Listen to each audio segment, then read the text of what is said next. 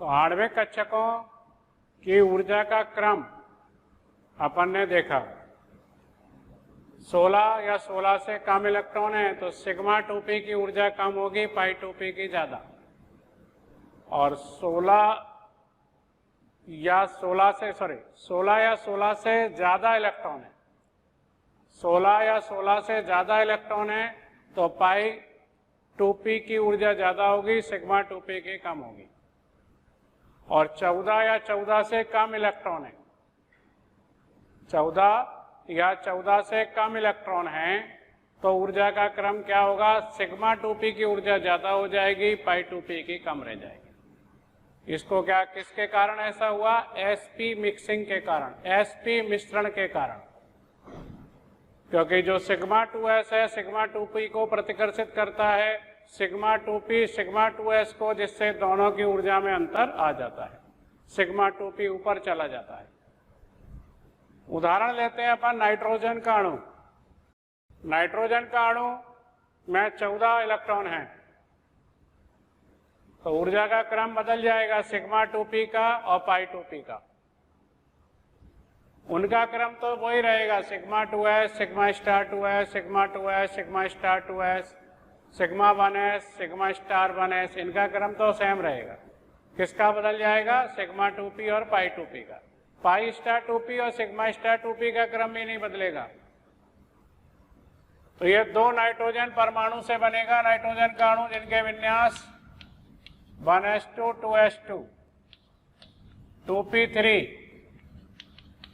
1s2 2s2 2p3।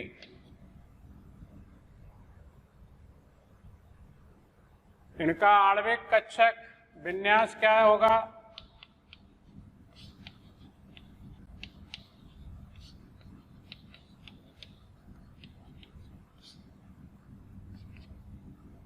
Electron कितने, 7 और 7 14, sigma 1s में 2 सिग्मा स्टार 1s में 2, सिग्मा 2s में 2 सिग्मा स्टार 2s में 2। यहां क्रम बदल जाएगा, पाई 2p की ऊर्जा कम रह जाएगी, पाई 2px पाई 2py, दो इलेक्ट्रॉन इनमें। सिग्मा 2p की ऊर्जा ज्यादा होगी, हो गए 14 इलेक्ट्रॉन, 8 ही हो गए 6 ही हो गए। इसका बॉन्ड ऑर्डर कितना आएगा, बिना स्टार वालों में देखो 2 और 2 4 और 6 10, स्टार वालों में 4, बॉन्ड ऑर्डर 3 आ जाएगा। इसका नाइट्रोजन का बॉन्ड ऑर्डर 3 आ जाएगा। सारे इलेक्ट्रॉन युग्मित हैं तो नाइट्रोजन का अणु कैसा होगा,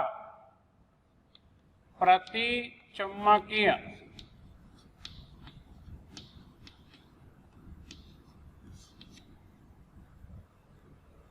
इसका अणु कक्षक आरेख देखो,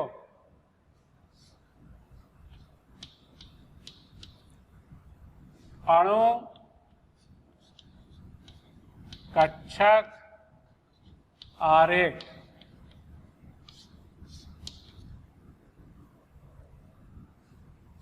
ये 2p ऑर्बिटल ले लिए मैंने,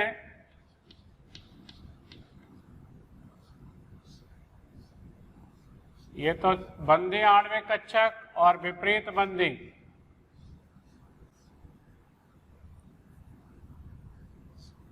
बंदी कौन से, पाई 2p sigma 2p pi star 2p sigma star 2p।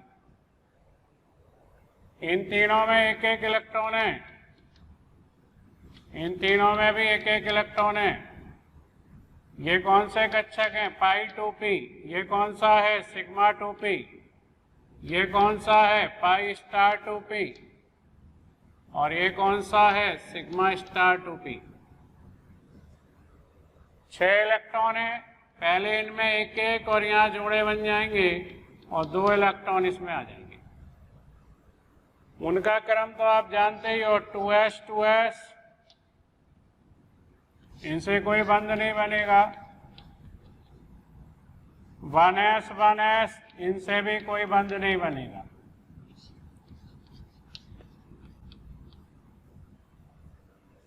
इनको भी आरेख में बनाना चाहो तो बना लो, ये सिग्मा 2s और ये सिग्मा स्टार 2s।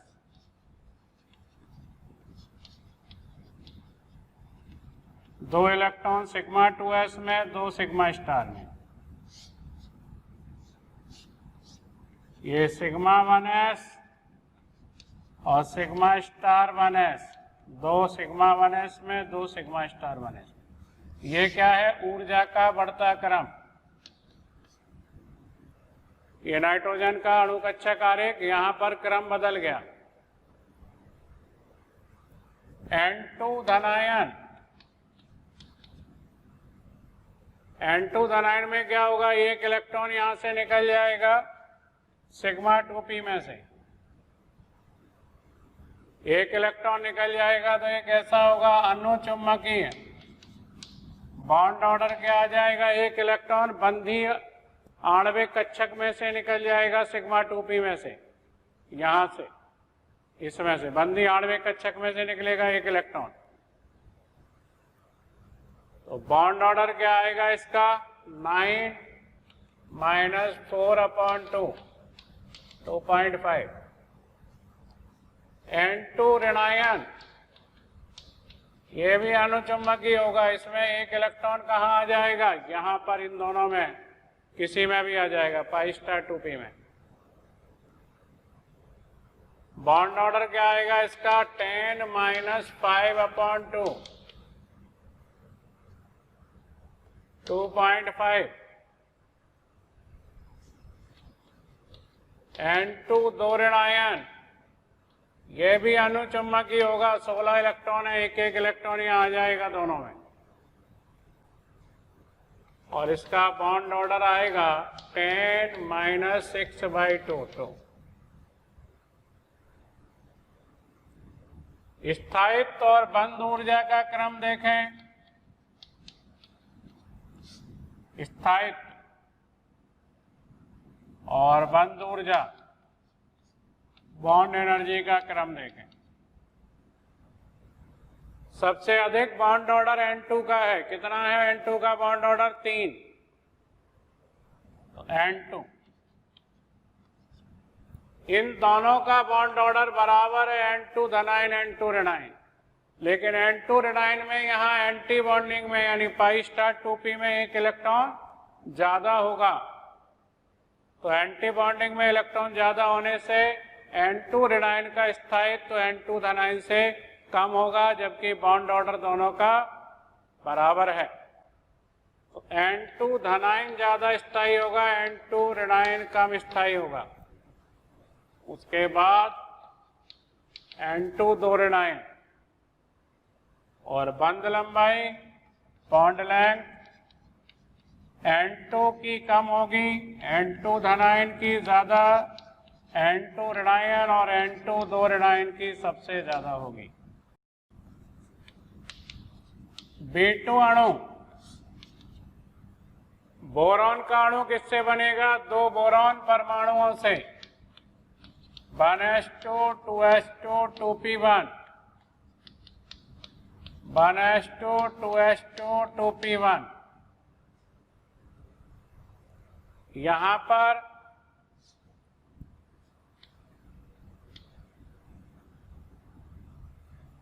जो आणविक कक्षक विन्यास है,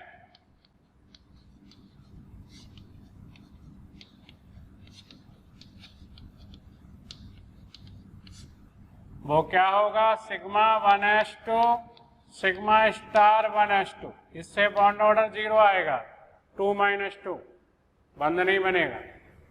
sigma 2s2 sigma star 2s2, इससे भी बॉन्ड ऑर्डर 0 आएगा। और पाई 2px पाई 2py, इसमें भी sp मिक्सिंग होगी। 14 से कम इलेक्ट्रॉन है, पाई 2p की एनर्जी कम होगी, सिग्मा 2p की ज्यादा होगी। दोनों में एक एक इलेक्ट्रॉन आ जाएगा और बंध इसी से बनेगा, बॉन्ड ऑर्डर 1 इसी से आएगा।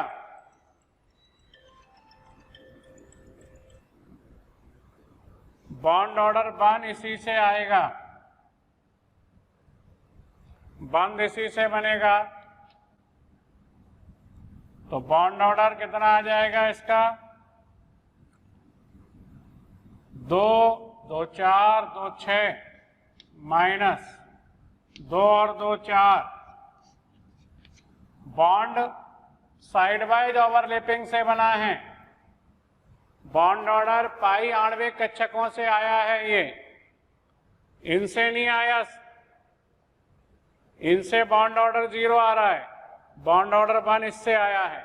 तो ये जो बॉन्ड बनेगा ये सिग्मा बॉन्ड नहीं होगा, ये कौन सा बॉन्ड होगा? Pi bond. और इसमें देखो ये 2 अनपेयर्ड इलेक्ट्रॉन है पाई 2p कक्षक में, तो पाई 2p कक्षक में 2 अयुग्मित इलेक्ट्रॉन है, इसलिए ये कैसा होगा? अनुचुंबकीय।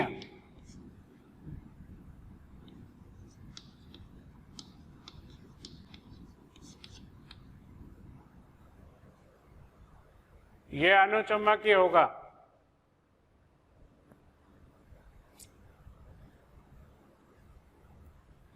बॉन्ड ऑर्डर 1 इसका पाई आणविक कक्षकों से आया है, यानी बंद साइड वाइज ओवरलैपिंग से बन रहा है, इसलिए पाई बॉन्ड होगा। यहां आरेख में बनाना चाहो तो बना सकते हो। ये 2p और 2p में एक एक इलेक्ट्रॉन रख दो, बस ये निकाल। ये तो 2s है, ये 1s है, इनमें 2 इलेक्ट्रॉन है। ये यहाँ तो sigma 1s2, sigma star 1s2, sigma 2s2, sigma star 2s2, ये ऊर्जा का बढ़ता क्रम है। 2p में एक एक इलेक्ट्रॉन है, तो यहाँ पर क्या होगा? इन पाई 2p कक्षकों में एक एक इलेक्ट्रॉन आ जाएगा। पाई 2p कक्षक में एक एक इलेक्ट्रॉन, ये पाई 2p x1, पाई 2p y1। तो इसका अणु कक्षक आरेख ये बन जाएगा बोरॉन के अणु का। इनमें 2 अयुग्मित इलेक्ट्रॉन है पाई 2p में, तो ये अनुचुंबकीय होगा, पैरामैग्नेटिक होगा। C2 कार्बन का अणु किससे बनेगा? 2 कार्बन परमाणु से, 1s2, 2s2, 2p2, 1s2, 2s2, 2p2। आणविक कक्षक विन्यास क्या होगा?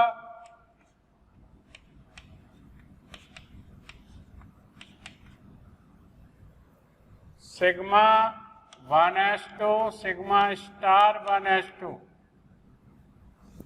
Sigma 2s2, sigma star 2s2, पाई 2px2, पाई 2py2। ये आणविक कक्षक विन्यास होगा। बॉन्ड ऑर्डर इसका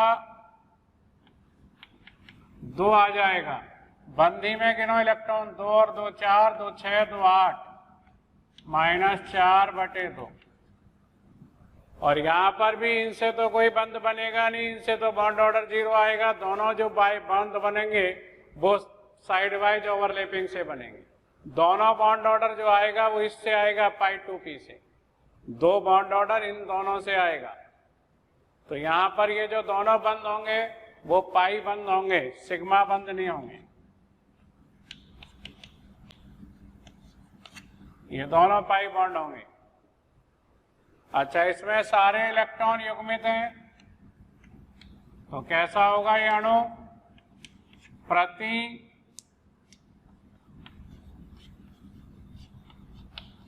चुंबकीय, प्रतिचुंबकीय अणु होगा ये। इसका भी चाहो तो अणु कक्षक आरेख बना सकते हो कार्बन का। यहाँ एक एक इलेक्ट्रॉन और आ जाएगा और यहाँ पर जोड़े बन जाएंगे। ये बन जाएगा कार्बन का अणु कक्षक आरेख। तो कार्बन और बोरॉन B2 और C2 ऐसे अणु हैं जिनमें सिग्मा बंद नहीं है, पाई बंद है। बॉन्ड ऑर्डर अपन डायरेक्ट भी निकाल सकते हैं, इलेक्ट्रॉनों की संख्या देखकर 1 से और 20 तक इलेक्ट्रॉन वाले अणुओं के, 1 से और 20 तक इलेक्ट्रॉन वाले अणुओं के बॉन्ड ऑर्डर डायरेक्ट भी निकाले जा सकते हैं इलेक्ट्रॉनों की संख्या को देखकर। अच्छा, 8 इलेक्ट्रॉन जिन अणुओं में होंगे उनमें sigma 1s2 sigma star 1s2 और sigma 2s2 sigma star 2s2। तो 8 इलेक्ट्रॉन जिन अणुओं में होंगे उनका बॉन्ड ऑर्डर 0। उसके बाद 9th नंबर का इलेक्ट्रॉन किस में जाएगा? वो जाएगा पाई 2p में, यानी बंधी आणविक कक्षक में। बंधी में जब एक इलेक्ट्रॉन जाएगा तो बॉन्ड ऑर्डर 0.5 बढ़ जाएगा। तो 9 से और 14 तक, 9 से 14 तक इलेक्ट्रॉन अब बंधी में जाएंगे, बंधी आणविक कक्षक में, पाई 2p में और सिग्मा 2p में। तो बॉन्ड ऑर्डर 0.5 बढ़ने लगेगा। तो इलेक्ट्रॉनों की संख्या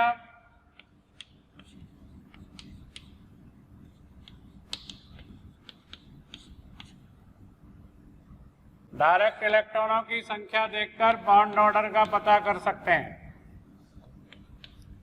9 इलेक्ट्रॉन जिनमें होंगे उनका बॉन्ड ऑर्डर 0.5 आ जाएगा। हेलो स्टूडेंट, इतना प्यार देने के लिए हजारों स्टूडेंट हमारे वीडियो लेक्चर से लाभ उठा रहे हैं। हमारी डिस्क्रिप्शन में जो लिंक दी गई है उसको क्लिक करके आप अपना रजिस्ट्रेशन करा सकते हैं। और जिन स्टूडेंट को स्टडी मटेरियल और डाउट सॉल्विंग भी चाहिए तो वो उसी लिंक को क्लिक करके और प्रीमियम कोर्स के लिए अप्लाई कर सकते हैं।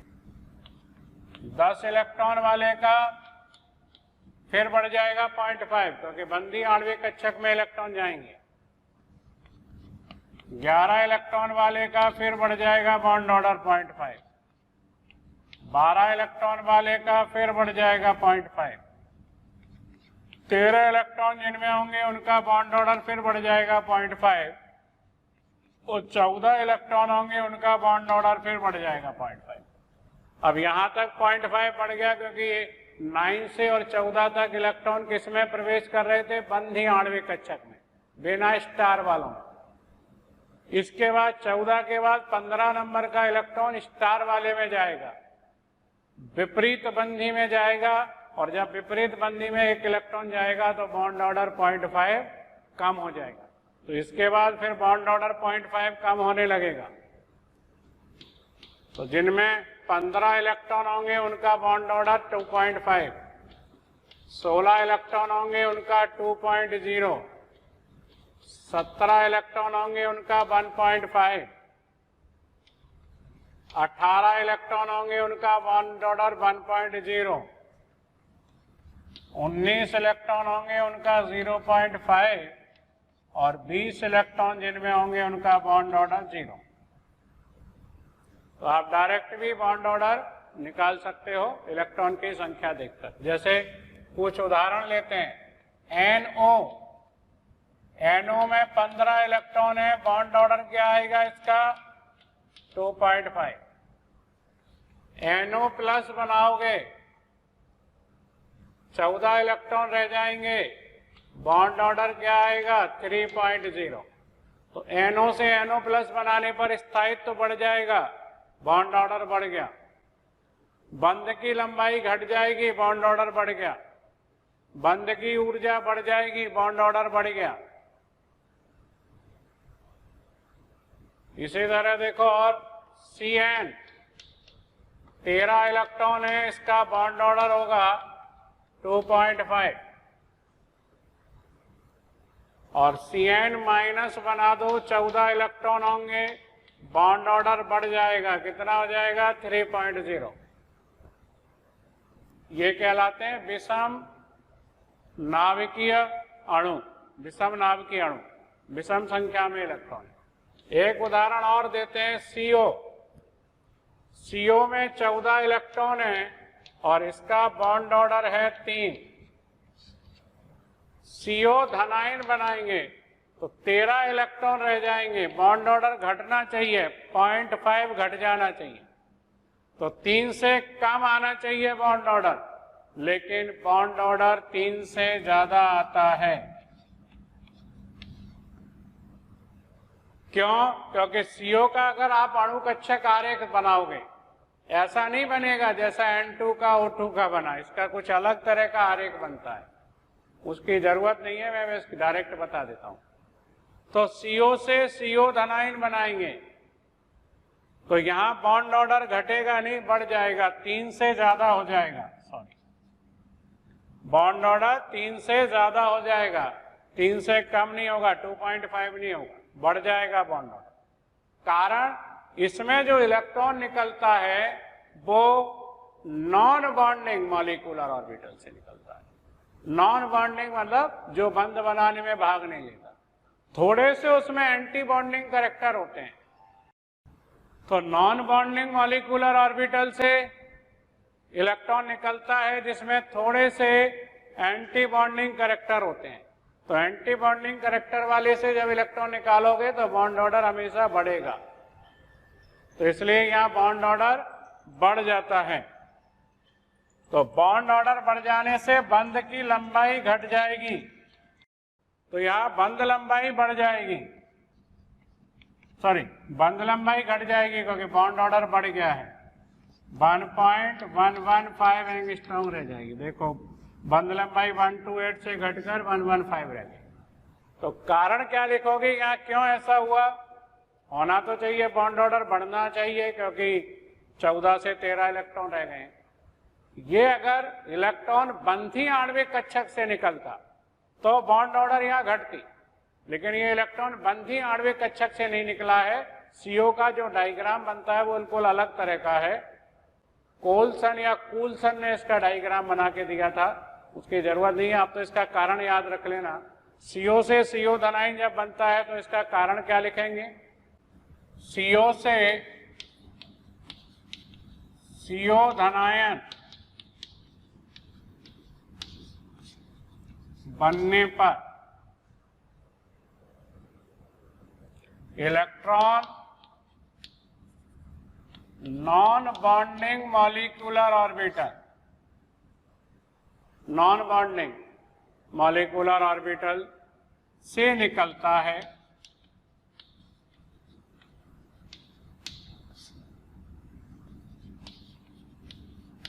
जिसमें थोड़े से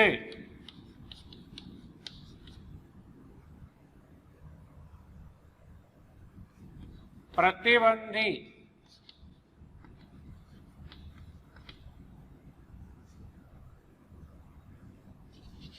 आणविक कक्षक के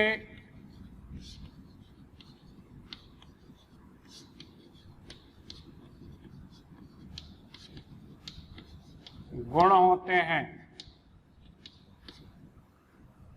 तो थोड़े से ABMO प्रतिबंधी आणविक कक्षक को अपन क्या कहते हैं? ABMO, anti bonding molecular orbital के थोड़े से गुण होते हैं, इसलिए बॉन्ड ऑर्डर यहां बढ़ गया घटने के बजाय और बंध लंबाई घट गई। तो यहां तक आपका मॉलिक्यूलर ऑर्बिटल जो थ्योरी थी, आणविक कक्षक सिद्धांत जो था, उसका कंसेप्ट पूरा हो गया। अब अपन पढ़ेंगे इसमें पश्च बंधन, बैक बॉन्डिंग। पश्च बंधन किसे कहते हैं? जैसे दो परमाणु ने पहले से कोई बंध बना रखा है, दो परमाणुओं ने पहले से कोई बंध बना रखा है और एक परमाणु के पास रिक्त कक्षक और दूसरे परमाणु के पास पूरा भरा हुआ कक्षक है। जैसे उदाहरण ले लें अपन BF3 का, ये BF3 का मैंने उदाहरण ले लिया। यहां बोरॉन फ्लोरीन ने बंध बना रखा है, इसके पास 2p कक्षक है जो खाली है और इसके पास 2p कक्षक है जो पूरा भरा हुआ है।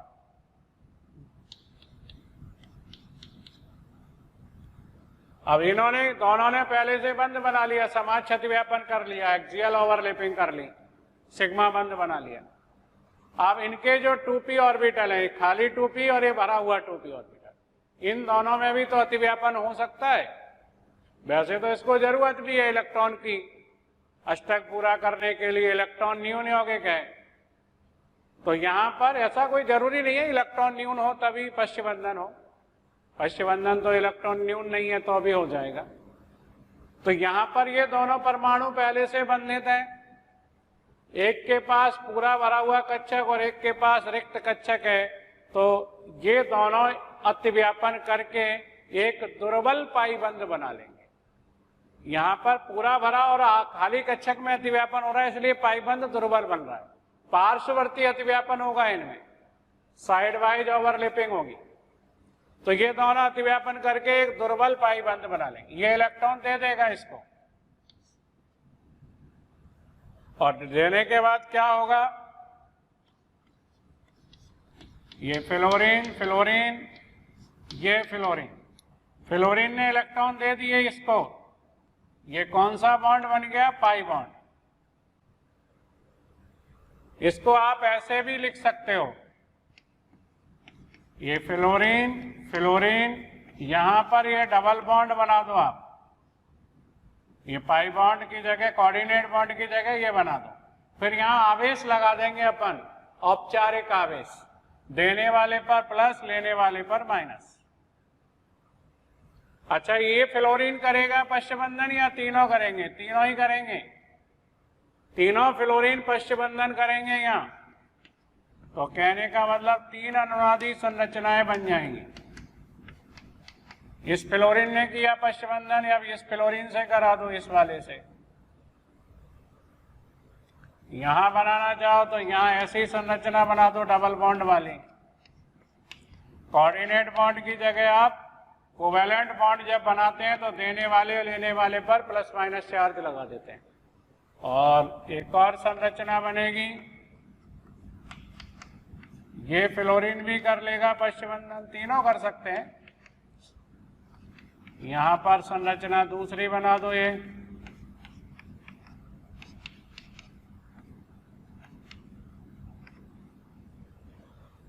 तो कहने का मतलब है जब दो परमाणु पहले से बंधित हों, एक पर पूरा भरा कक्षक एक पर खाली कक्षक हो, तो इनमें अगर पार्श्ववर्ती अतिव्यापन हो जाता है तो इस प्रकार के पार्श्ववर्ती अतिव्यापन को पश्च बंधन कहते हैं। और इस पश्च बंधन से ये दुर्बल पाई बंध बनता है, यह भी पाई बंध ही है। पश्च बंधन से क्या बनता है, एक दुर्बल पाई बॉन्ड बनता है।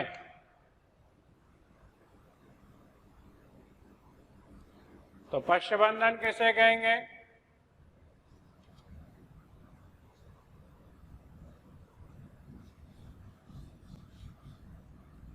जब पार्श्ववर्ती अतिव्यापन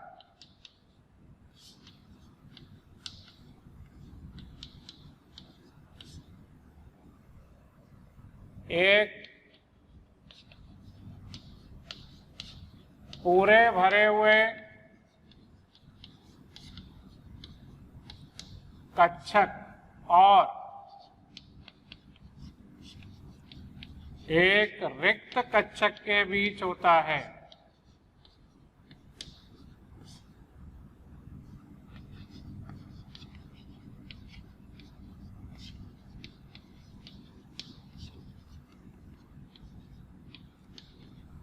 तब इसे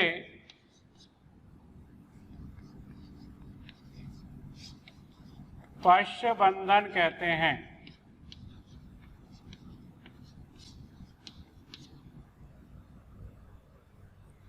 और पश्च बंधन से क्या बनता है, बैक बॉन्डिंग से क्या बनता है, दुर्बल पाई बंध बनता है।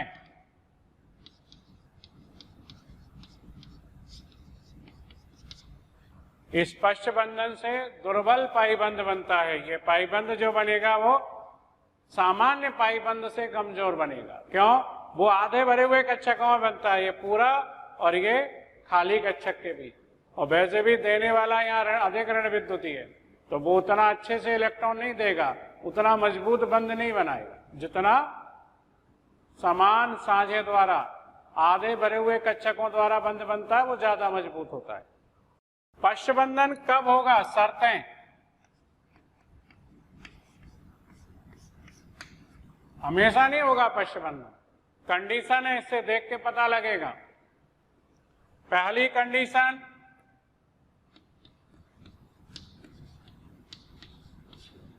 दोनों परमाणु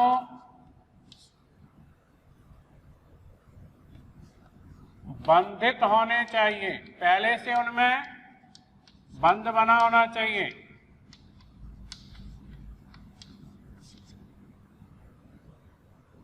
दूसरा, एक परमाणु पर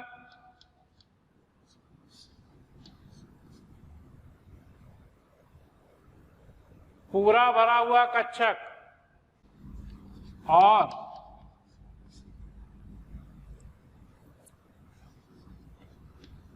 दूसरे परमाणु पर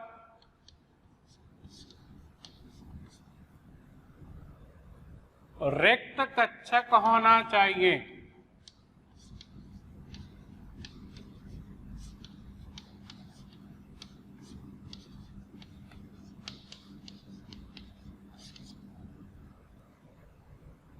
और तीसरी शर्त, एक परमाणु द्वितीय आवर्त का और दूसरा द्वितीय आवर्त का या तीसरे आवर्त का होना चाहिए।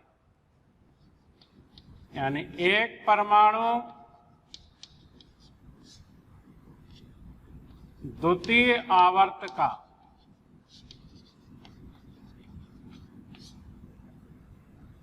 द्वितीय आवर्त के जानते हो कौन से परमाणु होते हैं? Boron, carbon, nitrogen, oxygen, fluorine. इनमें से कोई भी हो। बेरिलियम में ले लो। और दूसरा परमाणु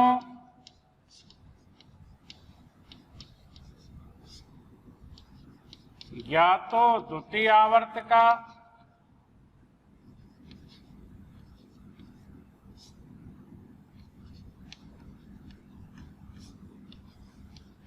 या फिर तृतीय आवर्त का। तृतीय आवर्त के जानते हो? Sulphur, phosphorus, chlorine, silicon, aluminium होना चाहिए।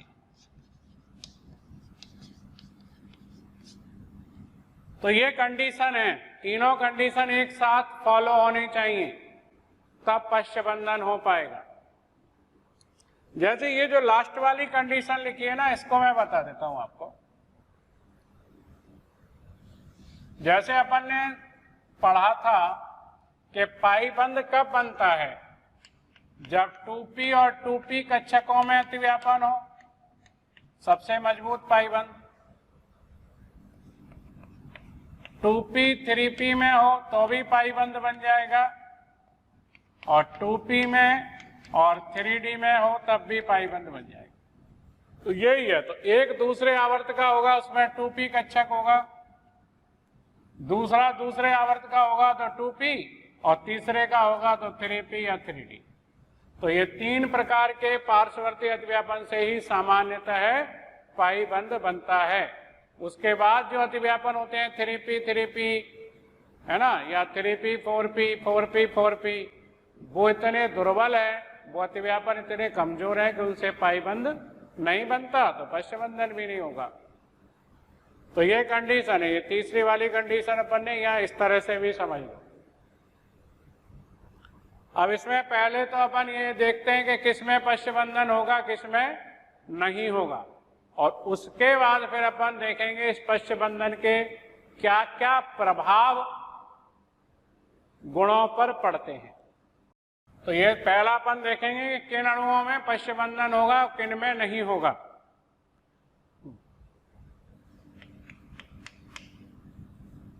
NF3 लॉन पेयर तो नाइट्रोजन पर भी है और लॉन पेयर फ्लोरीन पर भी है। सभी फ्लोरीन पर 3-3 लॉन पेयर होंगे और नाइट्रोजन पर भी है, लेकिन रिक्त कक्षक ना तो नाइट्रोजन के पास है ना फ्लोरीन के पास, रिक्त डी कक्षक। पी तो भरे हुए हैं ही पहले से, तो NF3 में पश्च बंधन नहीं होगा, PF3 में हो जाएगा।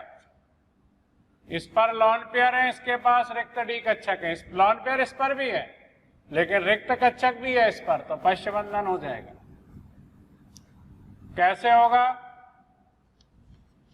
फ्लोरीन देगा इलेक्ट्रॉन फास्फोरस को, ये ऐसे, ये पश्च बंधन हो जाएगा। तीसरा उदाहरण, NH3, इसमें इसके पास ना तो रिक्त कक्षक है ना लॉन पेयर है, लॉन पेयर केवल इसके पास है, इस पर रिक्त कक्षक होना चाहिए जो नहीं है, तो इसमें पश्च बंधन नहीं होगा। प्यारे बच्चों, हमें रोज हजारों की संख्या में ऐसी रिक्वेस्ट आ रही हैं कि सर इस टॉपिक का वीडियो बना करके डालें, सर इसे समझाएं। तो इसके लिए आपसे रिक्वेस्ट है कि आप हमारे YouTube चैनल को सब्सक्राइब करें और हमारे बेल आइकन को भी हिट करें ताकि आपसे कोई भी नोटिफिकेशन छूटे नहीं। हम ऐसा इसलिए कह रहे हैं कि बच्चे जिस टॉपिक की डिमांड कर रहे हैं उन टॉपिक से रिलेटेड वीडियो लेक्चर हमने पहले से ही डाल रखे हैं। आप हमारी साइट पर जाएं और उन वीडियो को आप आसानी से देख सकते हैं। CCl2 और इस पर 2 इलेक्ट्रॉन, ये क्या कहलाता है? डाई क्लोरोकार्बीन। कार्बीन है ये 2, इसके पास बिना साझे के इलेक्ट्रॉन है, तो लॉन पेयर इस पर भी है, लॉन पेयर इस पर भी है, लेकिन इसके पास रिक्त डी कक्षक भी है, तो इसमें पश्च बंधन हो जाएगा। और दिशा क्या रहेगी? कौन देगा इलेक्ट्रॉन? ये लॉन पेयर ये देगा, इधर होगा पश्च बंधन कार्बन से क्लोरीन की तरफ।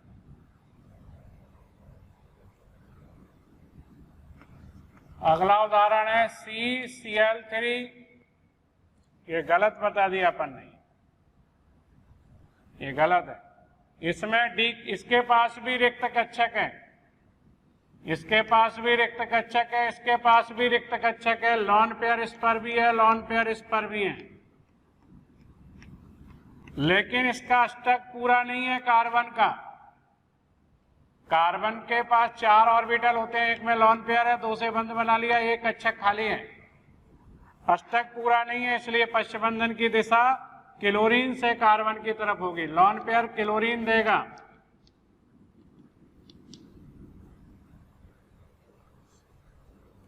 इस पर ऋणावेश, इसमें ऋणावेश किस पर आएगा? कार्बन पर, लॉन पेयर ऋणावेश।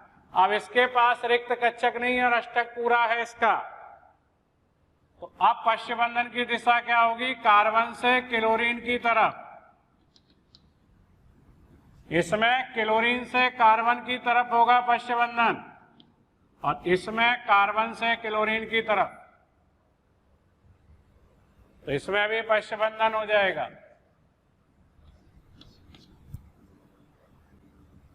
PF5 में हो जाएगा पश्च बंधन, फिर PCl5 में नहीं होगा क्योंकि इसके पास 3D और लॉन पेयर रहेगा वो 3P में। दोनों तीसरे आवर्त के हैं, तीसरे आवर्त के हैं दोनों, इसलिए पश्च बंधन नहीं होगा, एक दूसरे आवर्त का होना ही चाहिए।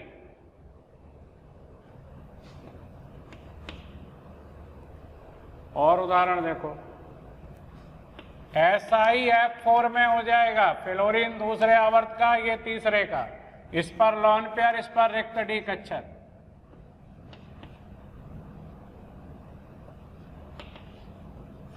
SiCl4 में नहीं होगा, ये भी तीसरे आवर्त का, ये भी तीसरे आवर्त का, इसमें पश्च बंधन नहीं होगा।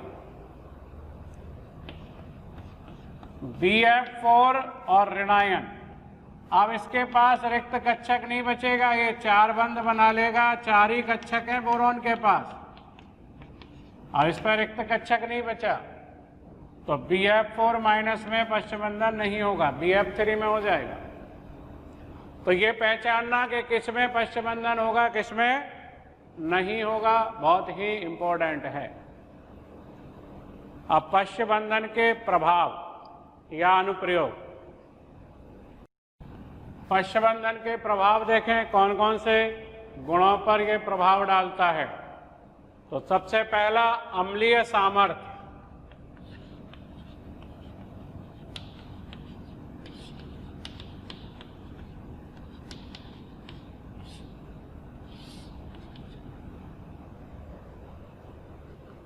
वैसे किसी भी अणु की अम्लीय सामर्थ्य जो है वो आवेश के समानुपाती और आकार के व्युत्क्रमानुपाती होती है, यानी आवेश घनत्व के समानुपाती होती है। आवेश भी कौन सा? धनावेश। जितना ज्यादा धनावेश होगा इलेक्ट्रॉन लेने की क्षमता उतनी ही ज्यादा होगी। आकार अगर छोटा होगा तो इलेक्ट्रॉन लेने की क्षमता ज्यादा होगी। दोनों का अनुपात ज्यादा होगा, इलेक्ट्रॉन खींचने की, लेने की, ग्रहण करने की क्षमता ज्यादा होगी। ये अम्लीय सामर्थ्य। और कौन से अम्ल की अपन देख रहे हैं? लुईस अम्ल की।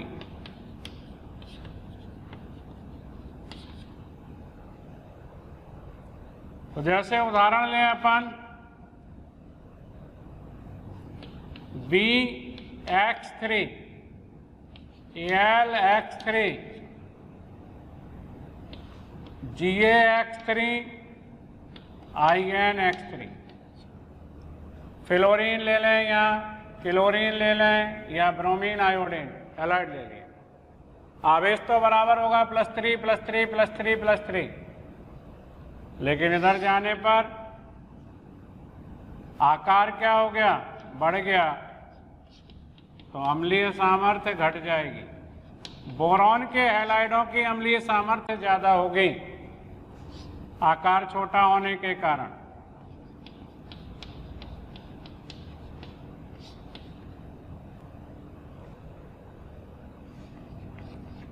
सिलिकॉन का टेट्राफ्लोराइड, सिलिकॉन का टेट्राक्लोराइड, सिलिकॉन का टेट्राब्रोमाइड और सिलिकॉन का टेट्राआयोडाइड।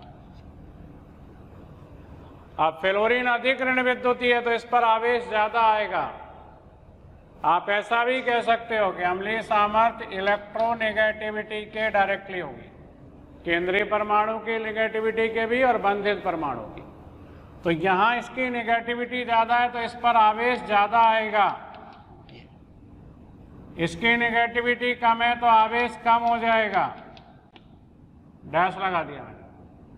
इसकी नेगेटिविटी और भी कम है तो इस पर और भी कम आवेश आएगा, डबल डैश। और इसकी नेगेटिविटी कम है तो इस पर सबसे कम आवेश आएगा, ट्रिपल डैश। तो यहाँ आवेश सबसे ज्यादा है तो आवेश की मात्रा ज्यादा होने से इलेक्ट्रॉन ग्रहण करने की क्षमता ज्यादा होगी। तो अम्लीय सामर्थ्य इधर आवेश घनत्व या आवेश बढ़ेगा नहीं घटेगा, इसलिए अम्लीय सामर्थ्य घट जाएगी।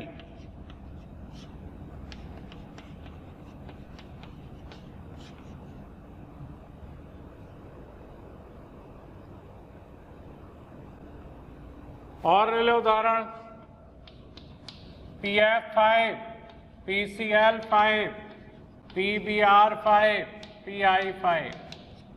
यहां भी क्या होगा? अम्लीय सामर्थ्य का क्रम घट जाएगी। फ्लोरीन अधिक ऋण विद्युतीय है, इस पर आवेश ज्यादा आएगा, इसकी इलेक्ट्रॉन लेने की क्षमता ज्यादा होगी। AlCl3 AlBr3 AlI3, यहाँ भी अम्लीय सामर्थ्य AlCl3 से AlI3 तक घट जाएगी। CCl4 SiCl4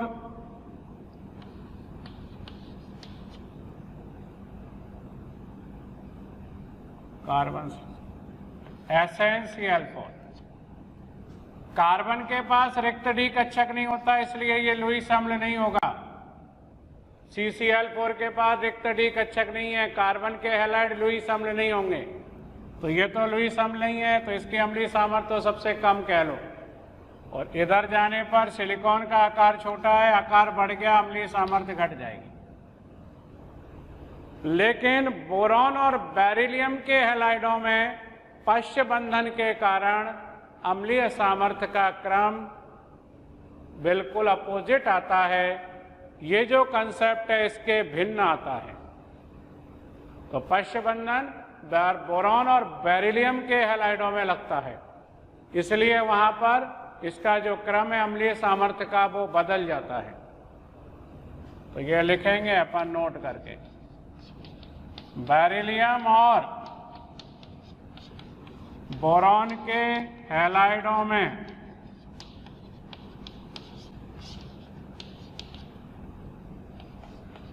पश्च बंधन के कारण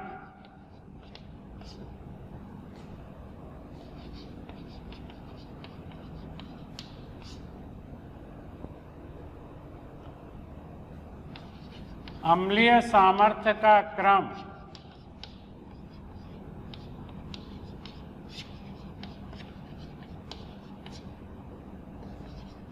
बदल जाता है।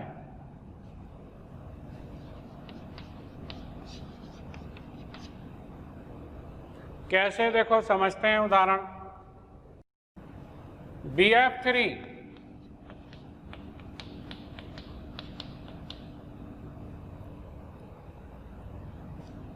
BCl3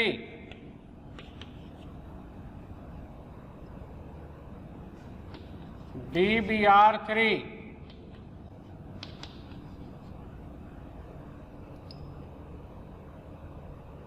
और BI3।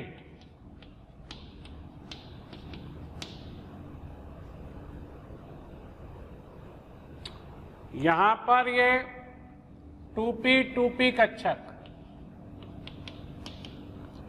सबसे स्ट्रॉन्ग पश्च बंधन होगा।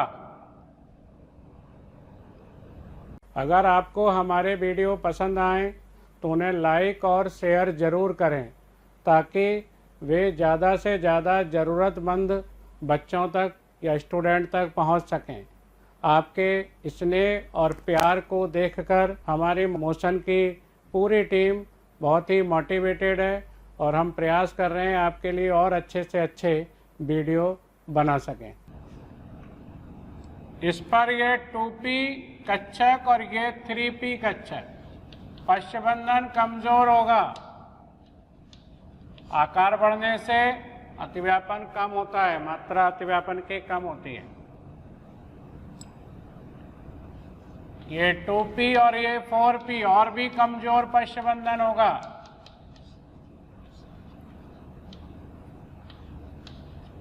और इसमें तो पश्च बंधन होगा ही नहीं, क्योंकि 2p और ये 5p बहुत ज्यादा अंतर है आकार और ऊर्जा में। तो यहाँ BF3 में बहुत ज्यादा स्ट्रांग पश्च बंधन होगा और पश्च बंधन के कारण ये फ्लोरीन बोरॉन को ज्यादा मात्रा में इलेक्ट्रॉन दे देगा, इसलिए बोरॉन की इलेक्ट्रॉन ग्रहण करने की क्षमता या प्रवृत्ति कम हो जाएगी। यहाँ पश्च बंधन कमजोर हुआ, क्लोरीन कम मात्रा में इलेक्ट्रॉन देगा तो इसके इलेक्ट्रॉन लेने की ताकत ज्यादा होगी। तो इधर जाने पर अपन देख रहे हैं पश्च बंधन जो है वो कमजोर पड़ता जा रहा है और पश्च बंधन कमजोर पड़ने से अम्लीय सामर्थ्य बढ़ती जा रही है। तो होना चाहिए BF3 ज्यादा अम्लीय, लेकिन ये फ्लोरीन अच्छा पश्च बंधन कर रहा है, इलेक्ट्रॉन इसको दे रहा है। ये वाला जो फैक्टर है खींचने वाला, उस पर ये प्रभावी हो जाता है।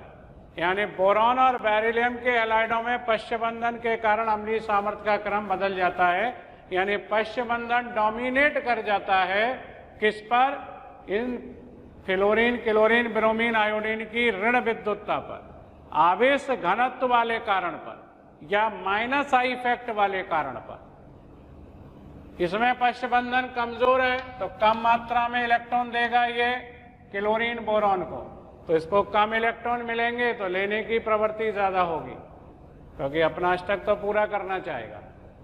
तो यहाँ पर पश्च बंधन कमजोर पड़ गया, इसलिए अम्लीय सामर्थ्य बढ़ जाएगी। और देखो BeCF2 BeCl2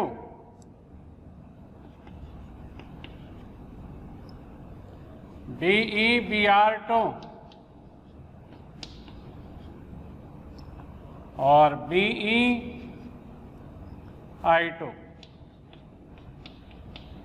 यहां भी वही, इस पर 2p कक्षक और इस पर भी 2p कक्षक पूरा भरा हुआ। यहां पश्च बंधन होगा काफी मजबूत, यहां 2p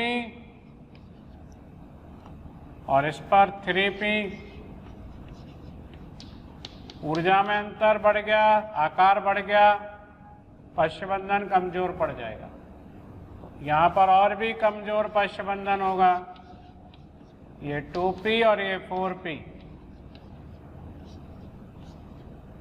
तो इसमें भी क्या होगा, बेरिलियम के हैलाइडों में इधर जाने पर पश्च बंधन तो कमजोर पड़ जाएगा, कक्षकों का आकार बढ़ रहा है, कक्षकों में ऊर्जा अंतर बढ़ रहा है, पश्च बंधन कमजोर पड़ जाएगा तो अम्लीय सामर्थ्य बढ़ जाएगी।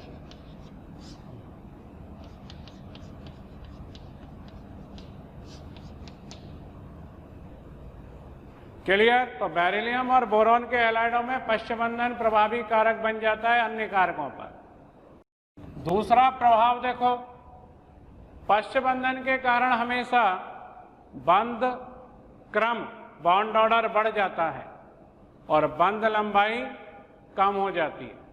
बंध क्रम बढ़ जाएगा तो बंध का स्थायित्व और बंध की ऊर्जा भी बढ़ जाएगी। पश्च बंधन के कारण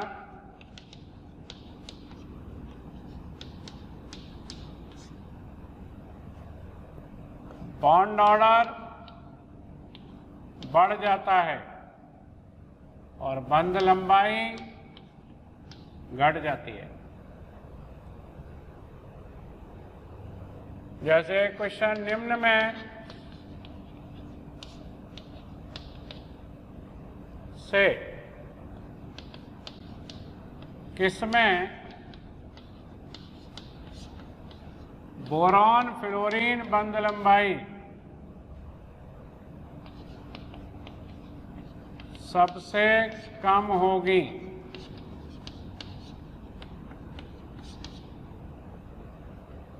पहला BF3, दूसरा BF4 माइनस, तीसरा NH3 और BF3। कोऑर्डिनेट बॉन्ड बना दो चाहो तो, और सभी में बराबर।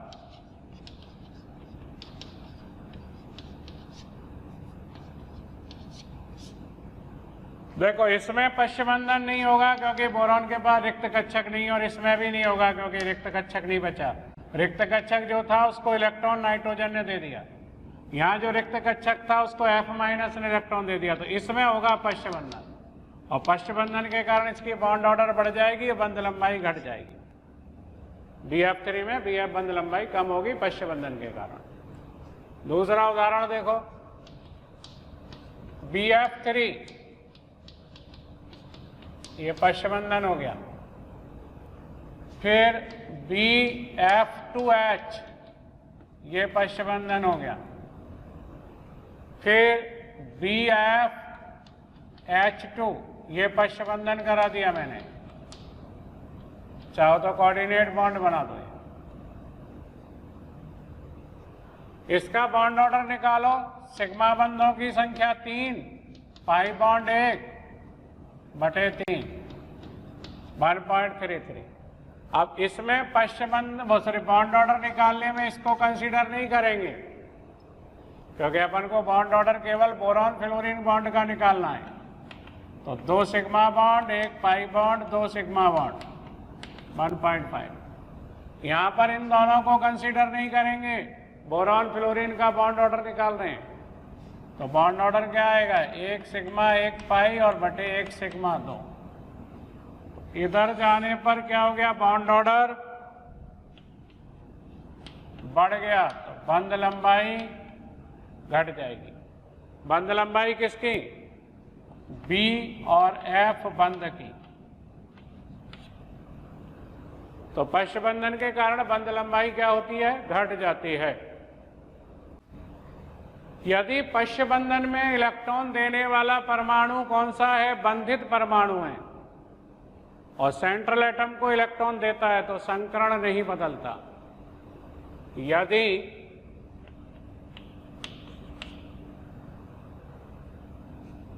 पश्च बंधन में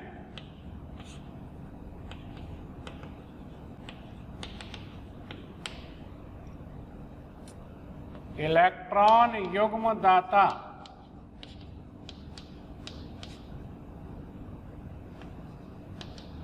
कौन है, बंधित परमाणु है,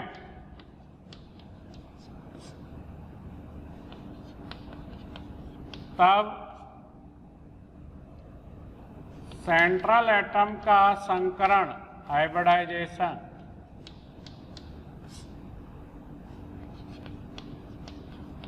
नहीं बदलता है।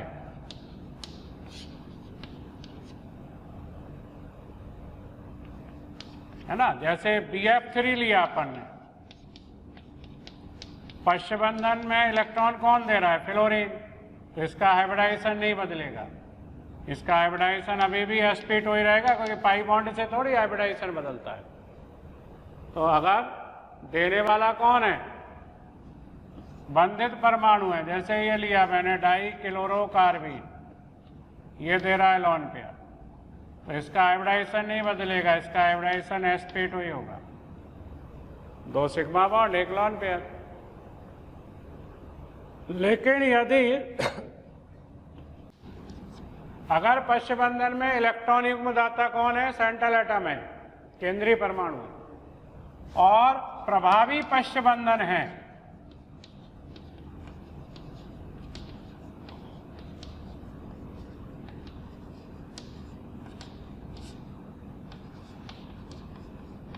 तब सेंट्रल एटम का संकरण बदल जाता है, और पश्च बंधन अगर कमजोर है तो नहीं बदलेगा,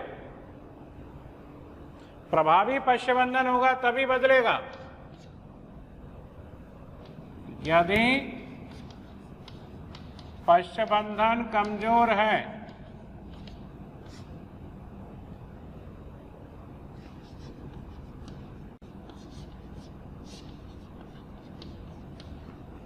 तब संकरण नहीं बदलेगा।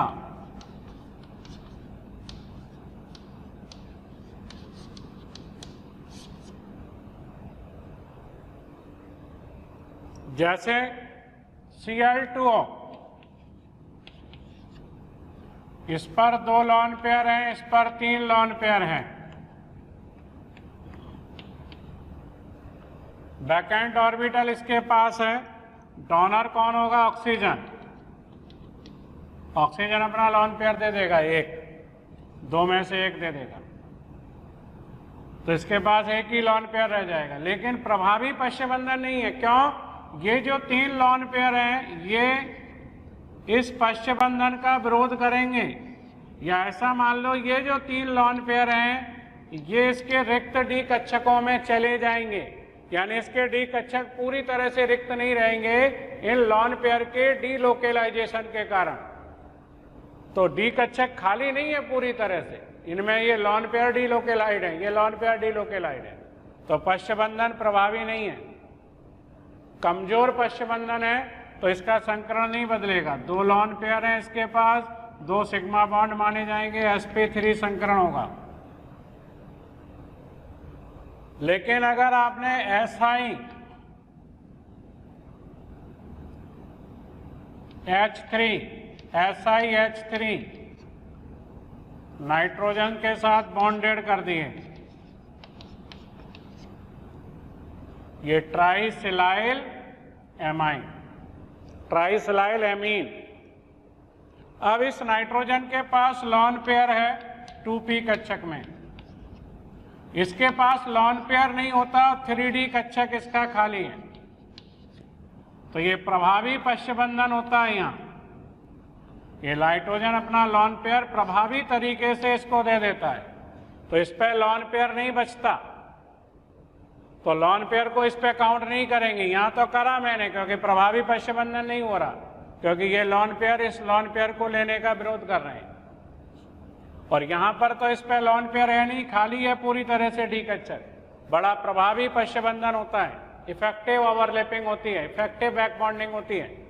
तो लॉन पेयर चला गया तो लॉन पेयर नहीं बचा, तो 3 सिग्मा बॉन्ड से ही संकरण देखा जाएगा। तो कौन सा संकरण होगा इसमें? इस पर sp2। और कैसी आकृति बनेगी? समतलीय।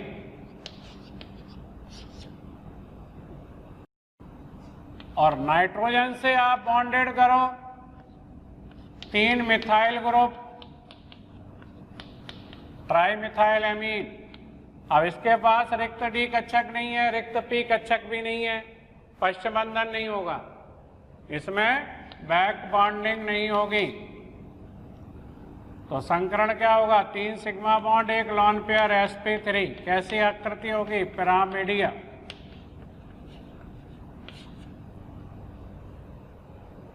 क्षारीय कोण देखो, इसमें नाइट्रोजन का लॉन पेयर नाइट्रोजन पर ही है और इसका लॉन पेयर सिलिकॉन पर चला गया, तो लॉन पेयर कम हो गया। लॉन पेयर की उपलब्धता, घनत्व नाइट्रोजन पर कम हो गया, तो ये दुर्बल क्षारीय होगा। तो क्षारीय गुण क्या होगा? क्षारीय सामर्थ्य क्या होगी? NCH3 का होल थ्राइस, इसकी क्षारीय सामर्थ्य कम होगी और ज्यादा होगी क्योंकि इसका लॉन पेयर इसी के पास है। और NSiH3 का होल थ्राइस की क्षारीय सामर्थ्य कम हो जाएगी क्योंकि इसका लॉन पेयर इसके पास चला गया, नाइट्रोजन का लॉन पेयर इसके पास चला गया। और फास्फोरस से करो अगर बॉन्डेड SiH3 को,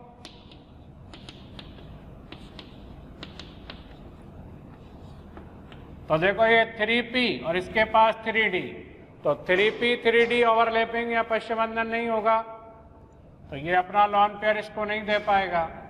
संकरण sp3 होगा, पिरामिडी होगा ही।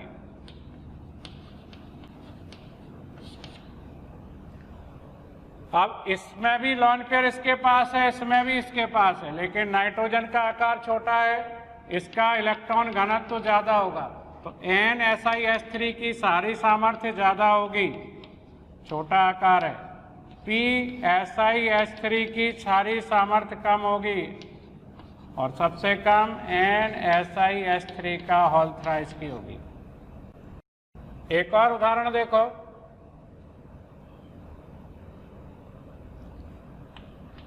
N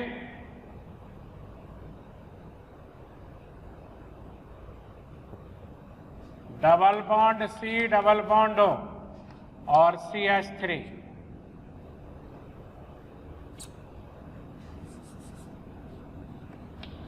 इस पर लॉन पेयर है। लॉन पेयर इसके साथ ओवरलैपिंग नहीं कर पाएगा क्योंकि इसके पास रिक्त डी कक्षक नहीं है, तो 2 सिग्मा बॉन्ड 1 लॉन पेयर, कौन सा संकरण होगा? sp2। और आकृति क्या हो जाएगी? झुकी हुई, बैंड झुक गई है, देखो कोण बन गया। लॉन पेयर का रिपल्सन लगेगा ना दोनों तरफ। लेकिन अगर N double bond C double bond O और इधर SiH3, अब यहां इसका लॉन पेयर पश्च बंधन कर लेगा, ये लॉन पेयर ने बैक बॉन्डिंग कर ली। अब संकरण कौन सा होगा? sp। और आकृति क्या होगी? रेखीय, लीनियर। तो पश्च बंधन अगर प्रभावी है तो संकरण बदल जाएगा, और पश्च बंधन प्रभावी नहीं है तो संकरण नहीं बदलेगा। तो पश्च बंधन का प्रभाव पड़ेगा अम्लीय सामर्थ्य पर, क्षारीय सामर्थ्य पर, बंध लंबाई पर, संकरण पर, बंध कोण पर, इन सभी पर पश्च बंधन का प्रभाव पड़ता है। बच्चों, जो आप लेक्चर देख रहे हैं, पूरा टॉपिक पढ़ना चाहते हैं या हम जो यहाँ पर पढ़ाते हैं वो आप पढ़ना चाहते हैं, तो आप हमें 18002121 799 पर कॉल कर सकते हैं।